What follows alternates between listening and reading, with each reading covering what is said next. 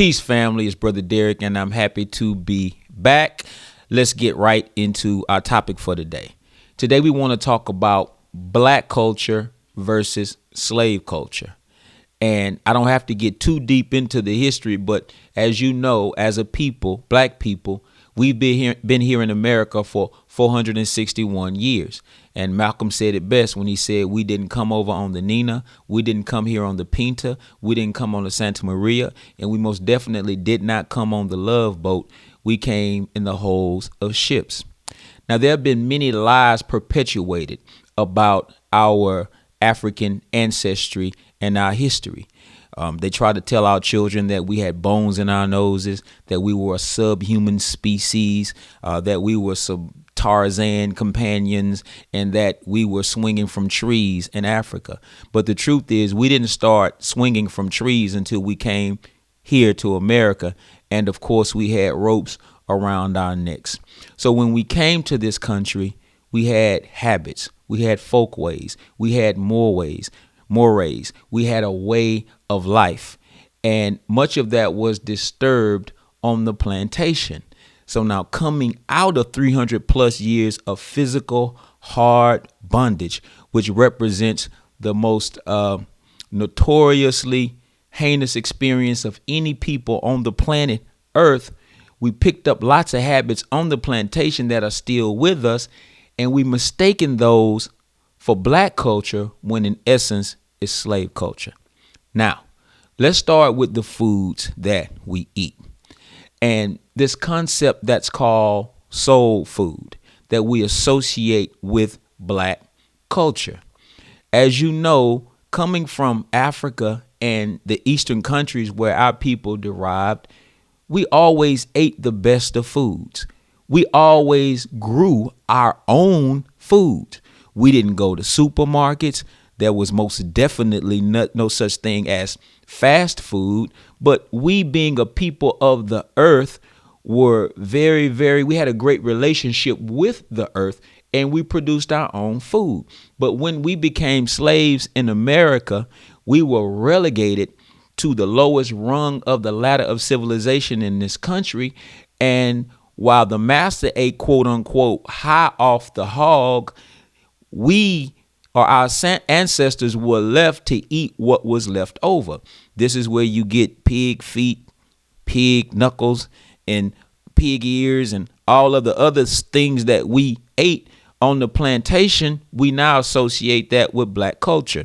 As a matter of fact, when the slave master used to throw away what they call cornmeal, what our ancestors did on the plantation is they would get a garden hoe, and they would put the cornmeal on the hoe, hold it above a fire in order to make a delicacy. They called it hoe cake. Now it's called cornbread.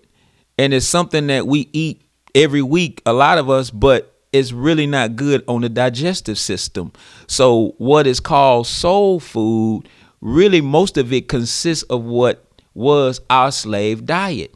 And because we were not educated properly coming out of slavery, this thing that they call emancipation, we just continue to eat the same thing that our forefathers ate on the plantation. But in truth, they had no choice. But today, you have a choice to eat better and to do better and to stop mistaking the eating of bad food for black culture. That's not black culture. That's slave culture that has been carried on over into today. And another thing while we're talking is stop eating all of this nasty fast food. And I'm going to say it like this.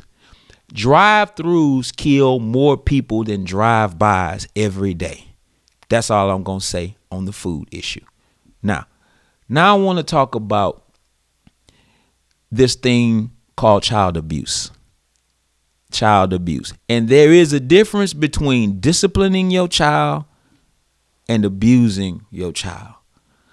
Beating the hell out of your children is not black culture. Disciplining your children and using the rod wisely when necessary, that could be considered black culture. But remember, on the plantation, When our people did something that the white slave master considered to be wrong, sometimes they even hung us upside down and they beat the hell out of us and they psychologically traumatized us, so that if we ever even thought about being rebellious or being a runaway slave, that we would be controlled by the last beating in fear of the next beating. So don't do your children like that. Now, am I an advocate of using the rod? Yes, I am. Do I believe that every now and then you got to get in that behind and get in that backside in order to get your point across? Yes, I do. But taking coat hangers and ironing cords and beating the hell out of your children and thinking that that's black culture and thinking you being a good parent? No. What that is a carryover from our slave tradition that we want to get rid of. Now, during some of these slave beatings, the male slave was so afraid that the whip would hit him in his private parts, his family jewels, that during the beating he would use both his hands to cover his private parts. And what happened is, even after the beating, it was so psychologically traumatized the male slave that he would just walk around with his hands on his private part.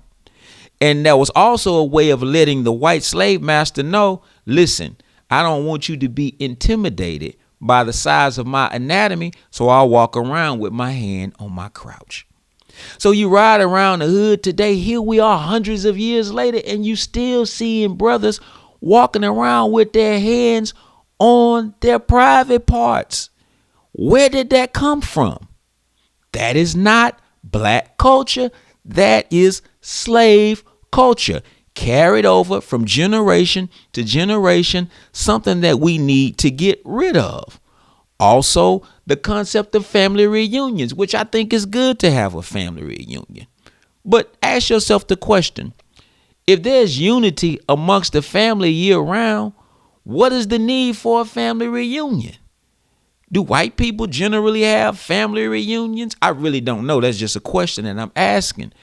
But it goes back to our slave tradition.